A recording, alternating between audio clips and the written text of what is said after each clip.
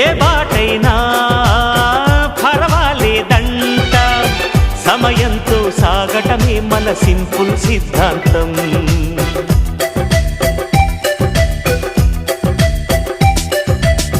చిరుగాలికి పరిమళమిచ్చే సిరిమల్లెల వనమై ఉందాం, గగనాన్ని నేలను కలిపే హరివిల్లుల వంతెన అవుదాం.